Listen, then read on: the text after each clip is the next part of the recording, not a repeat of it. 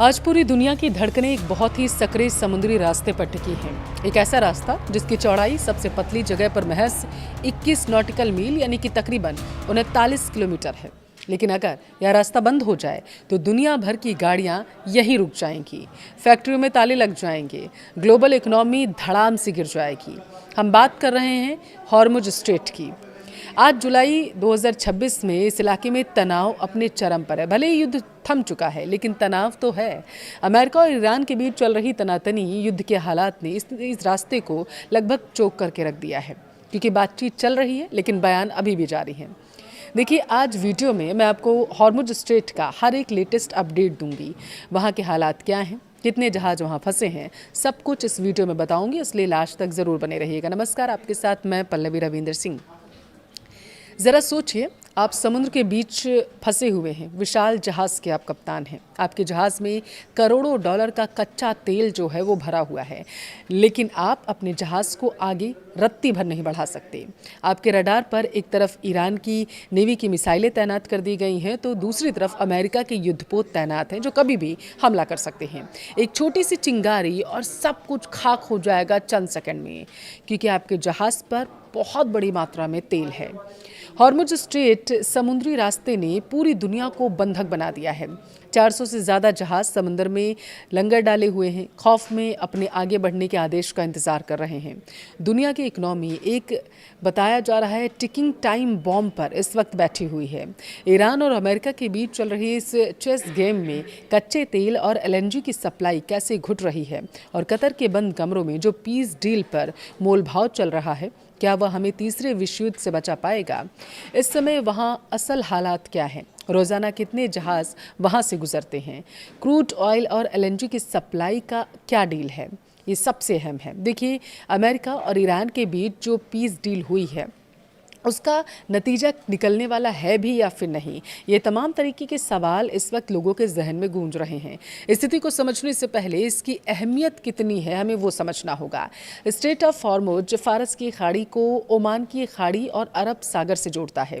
इसके उत्तर में ईरान है, दक्षिण में ओमान है और संयुक्त अरब अमीरात। खाड़ी देशों जैसे कि सऊदी अरब, इराक, कुवैत, यूएई का ज़्यादातर तेल इसी रास्ते से दुनिया भर में जाता है। अगर हम 2025-2026 के ताज़ा जो आंकड़े आए हैं उनकी मैं अगर बात करूं तो संकट से पहले रोज़ाना तकरीबन 2 करोड़ यानी कि 20 मिलियन बैरल कच्चा तेल और पेट्रोलियम प्रोडक्ट्स यहीं से गुजरते थे। यह पूरी दुनिया के समुद्री तेल व्यापार का लगभग 25% हिस्सा है। इसके अलावा दुनिया का 20% लिक्विफाइड नेचुरल गैस यानी कि एलएनजी भी इसी रास्ते से गुजरता है। इसे आप दुनिया की एनर्जी भी कह सकते हैं। देखिए, दिक्कत यहाँ पर यह है कि जहाज़ों के आने जाने के लिए जो शिपिंग लेन है वह सिर्फ 2 मील चौड़ी है। यानी अगर किसी ने इस सक्रिय रास्ते पर कब्जा कर लिया या माइंस बिछा दी, विस्फोट हुआ, तो पूरा ग्लोबल ट्रेड यहाँ पर ठप हो जाएगा। और 2026 में बिल्कुल यही डर सच भी साबित हुआ था कुछ समय के लिए। अब आते हैं मौजूदा हालात पर। देखिए, 2026 में अमेरिका और ईरान के बीच भड़के संघर्ष के बाद हॉर्मुज में रेड अलर्ट जारी कर दिया गया था। ईरान की जॉइंट मिलिट्री कमांड ने एक बहुत ही सख्त चेतावनी दी थी। ईरान ने साफ कह दिया था कि जो भी ऑयल टैंकर इस रास्ते से गुजरेगा उसे सिर्फ ईरान के बताए गए स्वीकृत रास्तों से ही जाना होगा। अगर किसी जहाज़ ने ईरान के बनाए नियमों को तोड़ा तो उसे फोर्सफुल रिस्पॉन्स का सामना करना पड़ेगा। ईरान इस इलाके में पूरी तरीके से अपना दबदबा और कंट्रोल बनाना चाहता है। उनका कहना है इस रास्ते से गुजरने वाले जहाज़ों को टोल या फीस देनी होगी। वहीं अमेरिका के सेंट्रल कमांड ने साफ कर दिया है कि वो इस रास्ते को इंटरनेशनल ट्रेड के लिए खुला रखने के लिए प्रतिबद्ध है। यानी ईरान को चेतावनी मिल चुकी है। एक तरफ ईरान की धमकियां, दूसरी तरफ अमेरिका की नेवी की गश्त, दोनों के बीच यह रास्ता एक वॉर जोन जैसा बन चुका है। वो इस तनाव के बीच जहाज़ों की आवाजाही का क्या हाल है? डेटा बहुत कुछ चौंकाने वाले रास्ते बता रहा है। देखिए, सामान्य दिन की अगर बात करें, इस संकट से पहले रोज़ाना औसत 60 से 100 से ज़्यादा कॉमर्शियल जहाज़ और सुपर टैंकर यहाँ से सुरक्षित तरीके से गुजरते थे। अब आज की तारीख में ये संख्या गिरकर महज 20 से 30 हो गई है, यानी ट्रैफिक में भी भारी गिरावट आई है। तकरीबन 485 जहाज इस रास्ते के बाहर समंदर में लंगर डाल के अभी इंतजार कर रहे हैं। उन्हें अंदर जाने में डर लग रहा है। जो जहाज अंदर जा भी रहे हैं उनमें से ज़्यादातर या तो ईरान से जुड़े हुए डार्क फ्लीट के जहाज हैं या फिर सैटेलाइट ट्रैकिंग बंद करके छुपते छुपाते वो निकलते हुए नजर आ रहे हैं, या फिर वो जहाज हैं जिन्हें ईरान ने अपनी मंजूरी दे रखी है। अब इसका सीधा असर इंश्योरेंस कंपनियों पर भी पड़ रहा है। इस रास्ते से गुजरने वाले जहाज़ों का वॉर रिस्क प्रीमियम जो है सामान्य से 8 गुना ज़्यादा बढ़ चुका है। जो बड़ी शिपिंग कंपनियां हैं उन्होंने डर के मारे इस रास्ते को छोड़ दिया।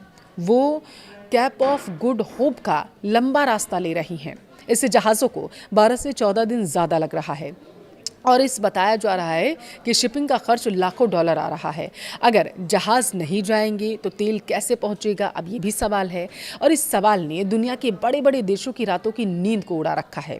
देखिए, सबसे पहले बुरा असर एशियाई बाजारों पर पड़ा है। कैसे, समझिए। भारत की अगर बात करते हैं तो हमारी कुल तेल ज़रूरत का तकरीबन 60% हिस्सा इसी खाड़ी क्षेत्र से गुजरता है। ओमान और कतर से आने वाले LNG पर भी भारत बहुत निर्भर है। अगर यह रास्ता लंबा खिंचता है तो भारत में पेट्रोल, डीजल और गैस की कीमतें आसमान छूने लगेंगी। जापान और साउथ कोरिया की अगर बात करें तो इनके हालात तो और भी ज़्यादा क्रिटिकल हैं, यानी कि बदतर हैं। कैसे, समझिए। जापान का 90% तेल, साउथ कोरिया का 80% तेल हॉर्मुज से ही गुजरता है। अब अगर चीन की बात करें तो चीन का लगभग 40% तेल जो है वो इसी रास्ते से जाता है। हालांकि चीन अभी भी सेक्शंस के बावजूद ईरानी जहाज़ों के जरिए अपना कुछ तेल निकाल ज़रूर रहा है, लेकिन सप्लाई चेन पूरी तरीके से चीन की भी चरमराई हुई है। अब इस रास्ते का कोई ठोस प्लान भी नहीं है। वो क्यों है, आपको समझाते हैं। सऊदी अरब और UAE के पास कुछ पाइपलाइन है जो हॉर्मुज को बाईपास करके तेल समुंदर तक पहुंच सकती हैं, लेकिन उनकी कैपेसिटी बहुत कम है।